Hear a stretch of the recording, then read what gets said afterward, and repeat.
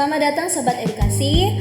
Pada podcast kali ini kita akan membahas tentang tema yang menarik dan relevan dalam dunia pembelajaran, yaitu di era digital ini.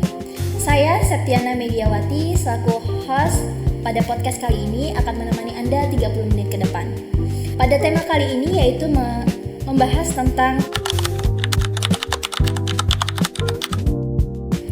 Pada kesempatan kali ini saya sudah bersama dengan narasumber kita, yaitu guru aktif dalam proses pembelajaran yang mengintegrasikan dengan teknologi, yaitu Pak Fatur dari Yayasan Abdurrahman Auf dari Tanjung Senang. Selamat datang Bapak, apa kabarnya hari ini? Ya, terima kasih Mbak Septi ya, alhamdulillah kabar saya sangat baik ya. Terima kasih sudah diberikan kesempatan untuk bergabung di podcast yang luar biasa ini ya, yang kita akan membahas tema mengajar di era digital, tantangan peluang bagi pengajar ya. Ya, alhamdulillah mungkin dalam 30 ke depan ya bisa di-sharing bagaimana kita bisa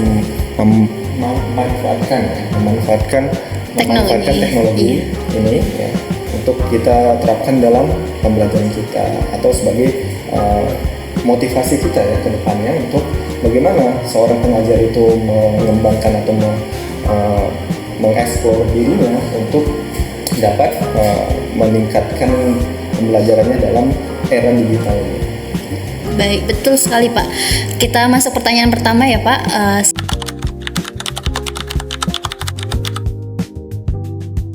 Oke, ya.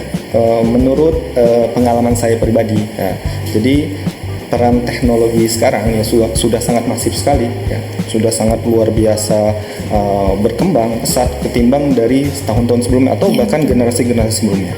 Ya. Karena saya juga sempat merasakan teknologi itu mulai dari kita hanya menggunakan teknologi sederhana, ya, seperti zaman dulu tuh gadget-gadget yang tidak seperti sekarang yang smart ya. Kalau sekarang ini sudah sangat smart sekali ya. Nah, jadi itu sangat berbeda transisinya ya, dari pengajar yang memanfaatkan teknologi yang hanya seadanya, sekarang ini sudah hampir seluruhnya itu mengcover semua kegiatan kita ya. Nah, jadi teknologi itu bisa kita katakan integral atau penggabungan ya dari kegiatan kita sehari-hari gitu. Jadi kita nggak bisa melepaskan teknologi ini semuanya. Jadi kita kalau mensortir bisa, insya Allah bisa, tapi kita harus menerima ya. Tidak seperti yang guru-guru yang pernah saya temui ya, guru-guru itu dia tidak melek ya bahasanya, tidak melek teknologi karena dengan alasan susah, kita tidak mampu lagi ya, umur kita tidak cukup, umur kita sudah terlalu tua misalnya, tidak bisa mengoperasikan suatu perangkat gitu. Nah, itu bukan sebagai alasan atau excuse. Jadi kita harus tetap sebagai pengajar, sebagai tenaga pendidik, kita harus melek teknologi di sini. Nah, jadi situ. Nah, terus apa sih sebenarnya yang membuat kelebihan dari teknologi kita, yaitu pembelajarannya pasti lebih menarik ya. Jadi terus lebih interaktif, fleksibel ya, dan juga pembelajaran itu sangat efektif ya sebenarnya ya, kalau kita bisa mengintegrasikan atau kita bisa mengkolaborasikan ya teknik pengajaran kita dengan teknologi yang kita kuasai seperti itu. Jadi peran teknologi di pembelajaran saat ini sangat-sangat relevan menurut saya seperti itu. Baik, menarik sekali ya Pak. Jadi nih banyak juga yang mengatakan bahwa teknologi itu bisa menggantikan peran pengajar, tetapi saya rasa itu tidak sepenuhnya benar ya Pak. Jadi menurut Anda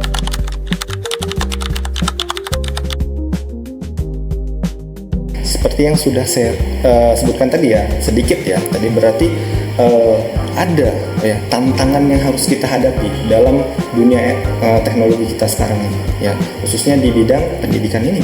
Nah, kita sebagai seorang tenaga pendidik atau tenaga pengajar itu memang diharuskan mempunyai skills tersebut gitu ya.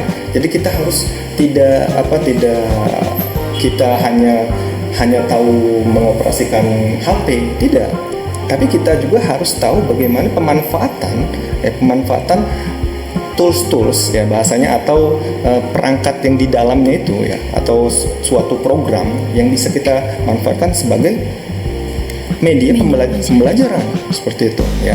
Nah, jadi tidak hanya kita hanya untuk menelpon, tidak kita hanya untuk mengetik, tidak di situ ya. Jadi kita harus bisa mumpuni dalam pemanfaatan seluruhnya ya. Jadi menyeluruh dari mulai dari hardware-nya, begitu juga software-nya gitu. Nah, itu dalam ini ya, dalam kita dalam menyikapi bagaimana sikap seorang pendidik yang lebih cenderung pesimis dalam pemanfaatan teknologi gitu.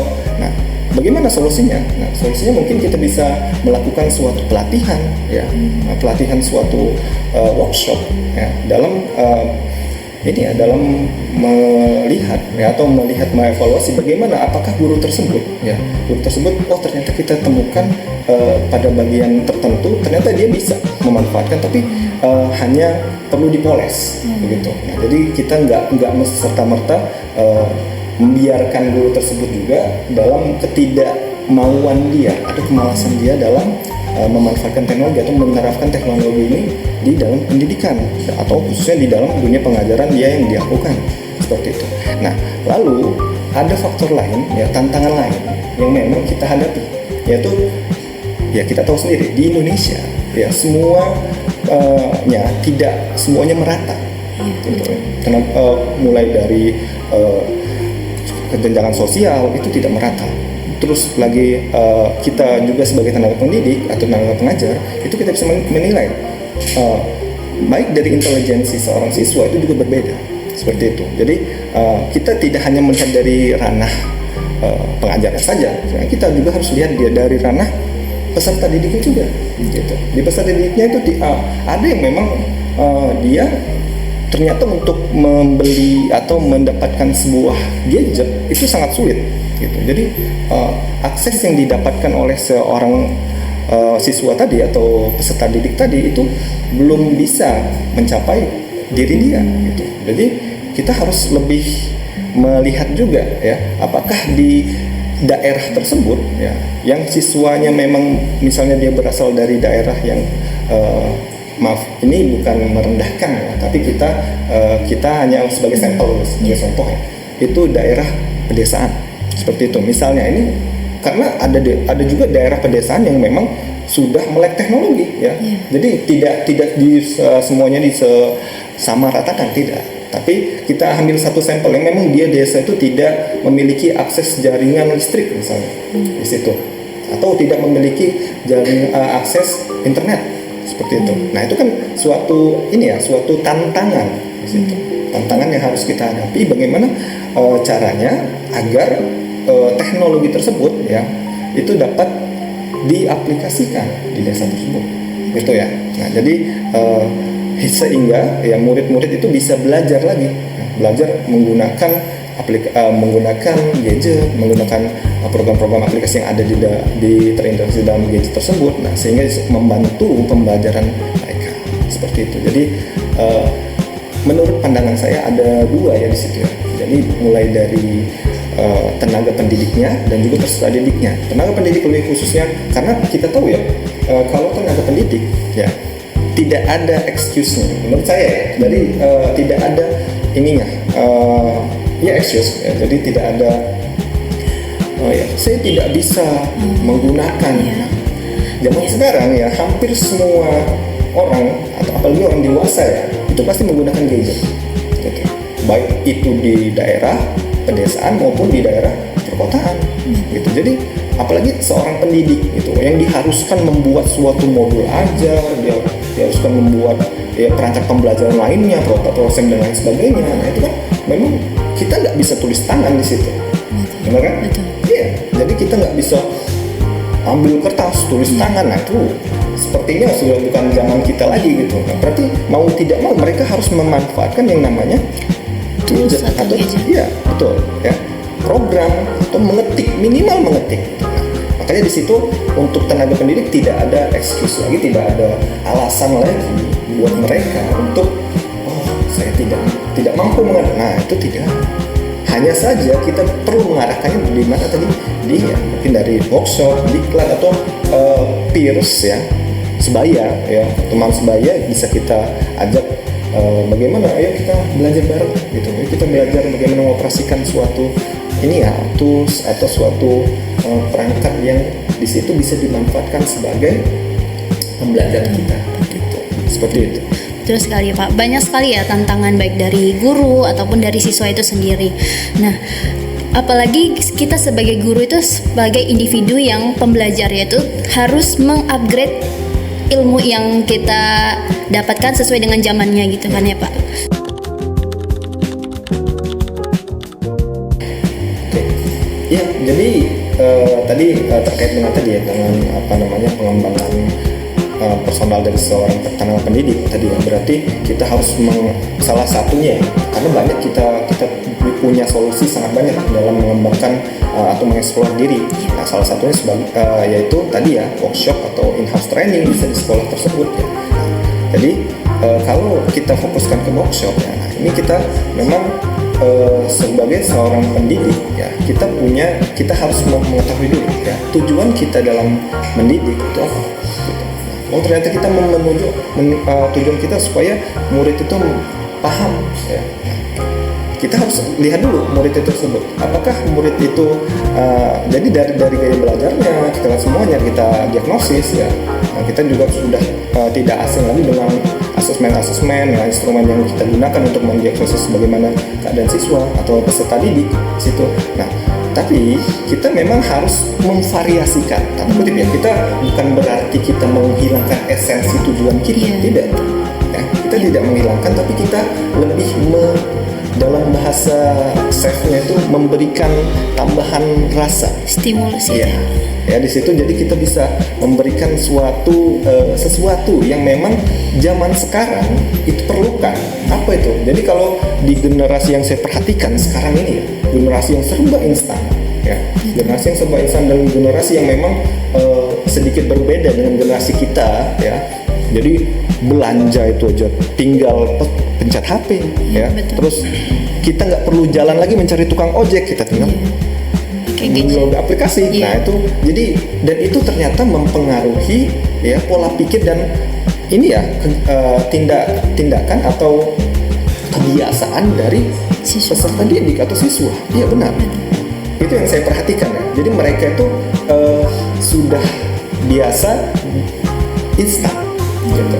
Jadi enggak kayak kita dulu ya, kita belajar cari buku ke perpustakaan, enggak. Kalau mereka belajar, nah tinggal ketik saja di Google atau di AI tools AI lainnya, nah, seperti itu. Nah, tadi kembali lagi ke ini ya, workshop tadi. Nah, berarti kita harus tahu apa yang perlu didapatkan oleh peserta oleh tenaga pendidik tersebut, yaitu memanfaatkan tools tadi ya untuk supaya mencapai tujuan pembelajaran peserta didik. Jadi sudah kita diagnosis, sudah tahu ternyata mereka kurang lebih itu harus menarik, harus interaktif misalnya ya di situ ya. Nah, itu memang dalam pembelajaran ketimbang pembelajaran yang hanya ceramah ya, pembelajaran yang metodenya hanya mendengarkan dan duduk manis, itu sangat menurut berbagai berbagai pendapat atau juga menurut berbagai penelitian itu kurang efektif. Nah, jadi bagaimana caranya? Tadi ya, kita memanfaatkan ya tools tadi dengan mengkolaborasikannya dalam dunia pendidikan kita. Nah, banyak guru yang tidak bisa bukan tidak bisa ya. Guru itu atau tenaga pendidik itu hanya belum mengeksplor dirinya. Sebenarnya potensi itu ada. Ya, potensi itu ada. Jadi tinggal eksplor dirinya. Caranya bagaimana difasilitasi dengan workshop. Seperti itu. Misalnya workshop Canva ya. Jadi kita pembelajaran khusus bagaimana menggunakan tools Canva ya. Terus ada lagi kalau misalnya itu dalam desain ya. Kalau dalam desain ya kita menggunakan Canva.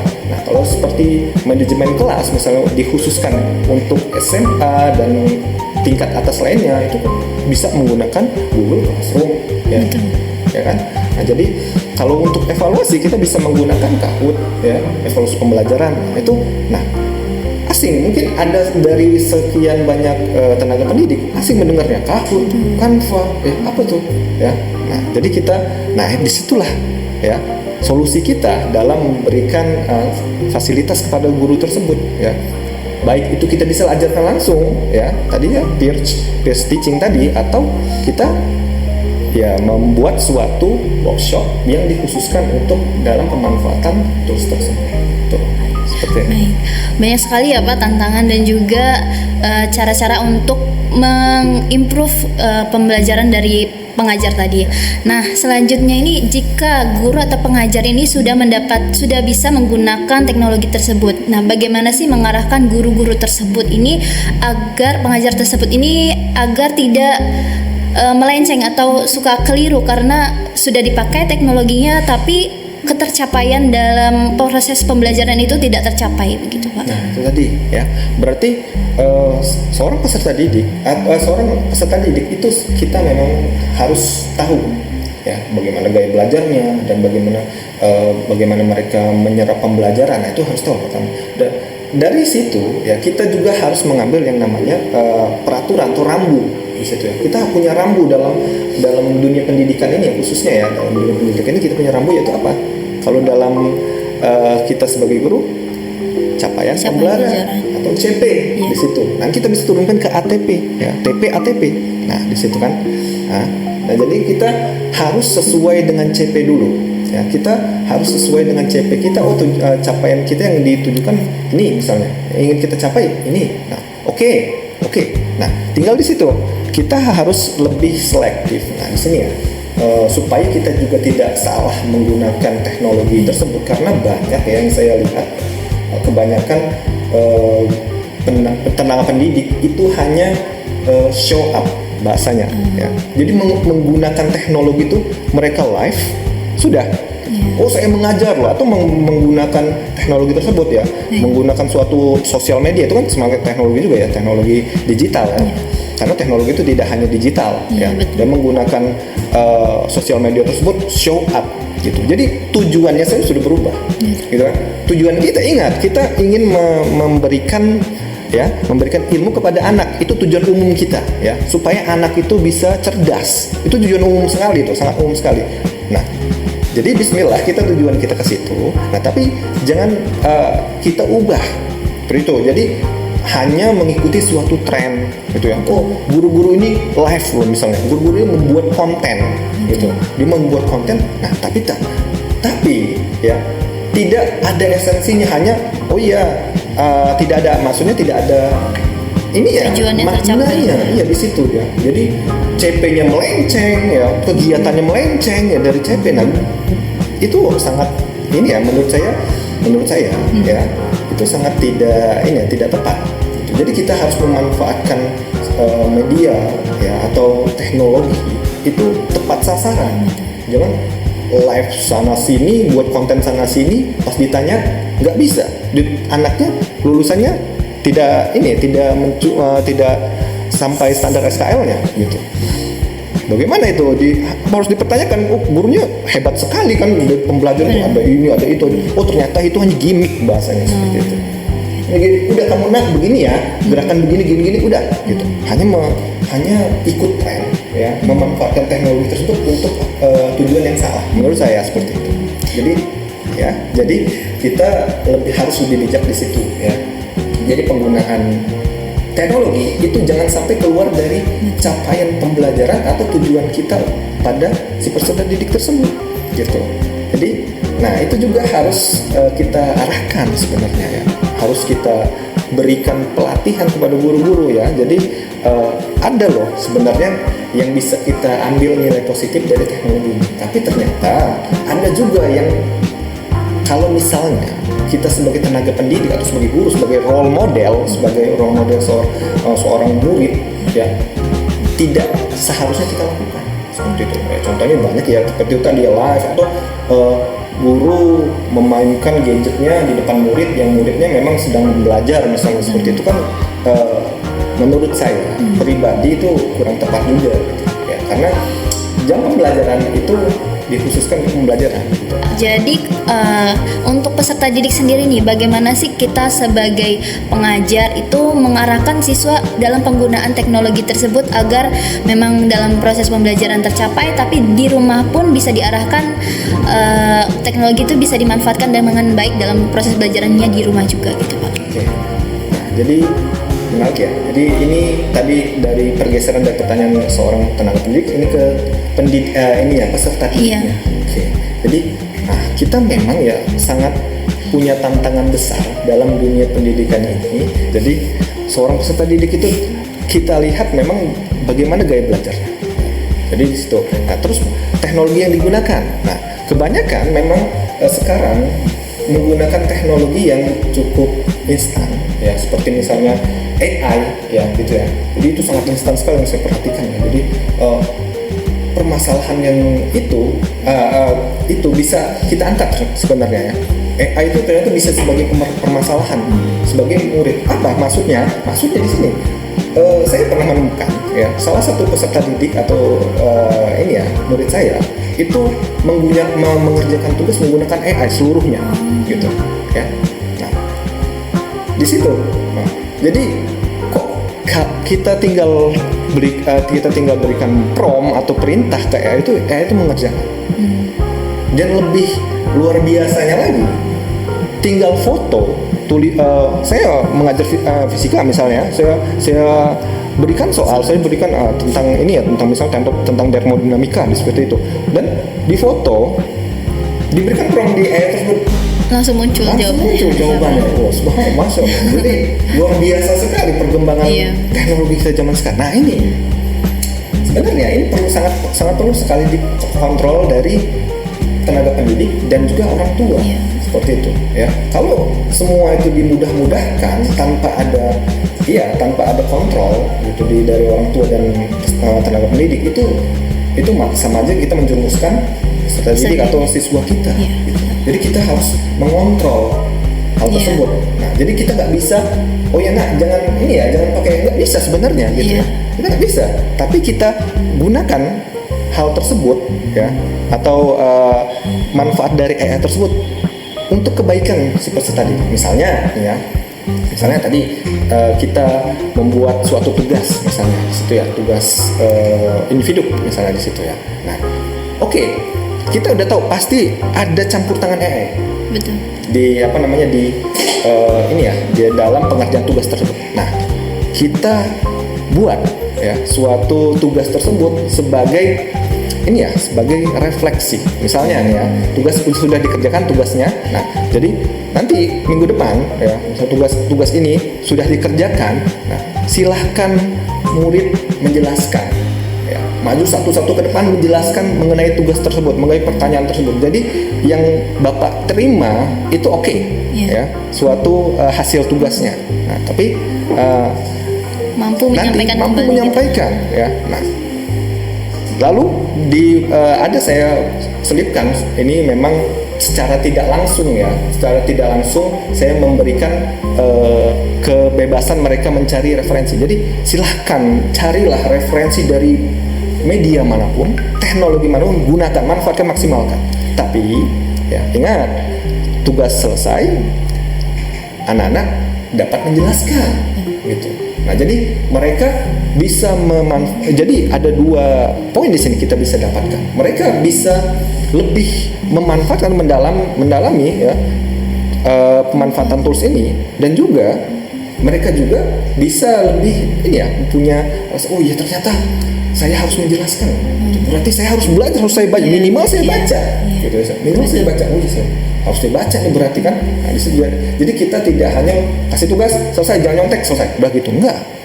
Itu kontrol dari guru ya. Karena kita sebagai tenaga pendidik nggak mungkin kita ke rumah si peserta didik tersebut bilang, kamu ngeliat ya, kamu ini ya, janganlah, coba kamu. Nah, itu nggak bisa. Itu dari guru ya. Nah, dari orang tua. Nah, ini kita harus punya komunikasi antara guru dan orang tua, peserta tenaga pendidik dan orang tua. Punya komunikasi yang baik ya, kita jalin. Nah, bagaimana perkembangan pembelajaran? Nah, silahkan arahkan. Nah, kita punya solusi. Misalnya Bapak tidak bisa mengajarkan matematika ke anaknya. Nah, silahkan manfaatkan sosial media, silahkan manfaatkan AI ya. Itu yang bisa dimanfaatkan untuk referensi pembelajaran. Begitupun anak, jangan dibatasi, tapi bimbing anak tersebut dalam memanfaatkan teknologi tersebut, seperti itu. Jadi di situ ada kesinambungan antara orang tua dan tenaga pendidik. gitu. Baik, terima kasih Pak. Itu sangat merembet sampai kemana-mana kita pembahasan karena saking menariknya ya Pak.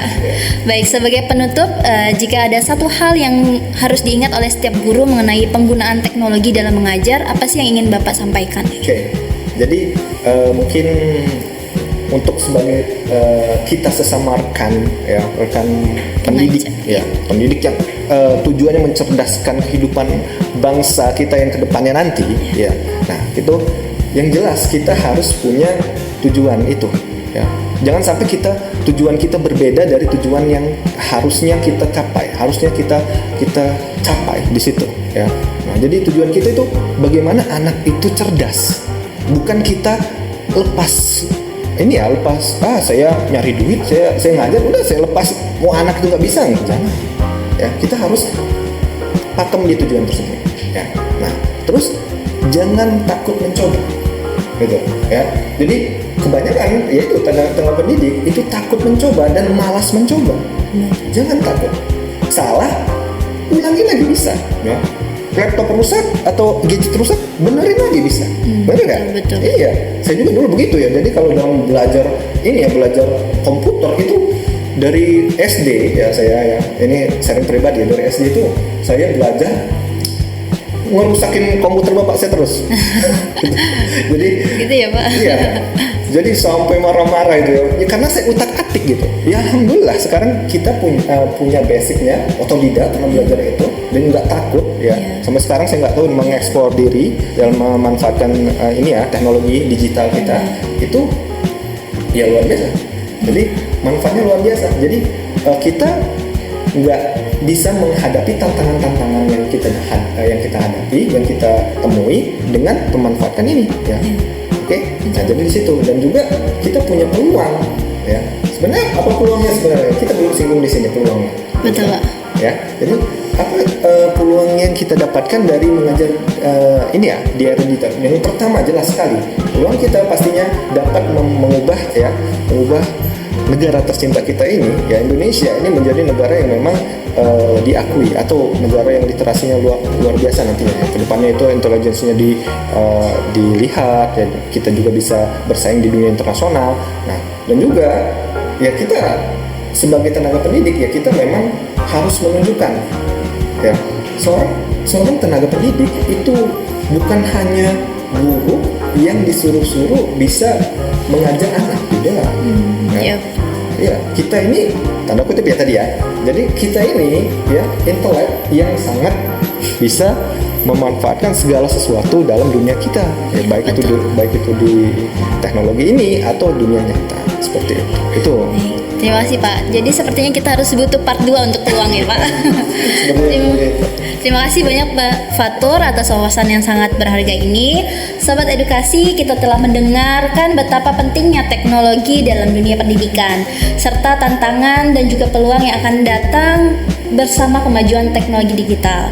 Nah, semoga pembahasan ini dapat menginspirasi teman-teman semua untuk dikembangkan lebih lagi, terutama bagi pengajar atau pendidik.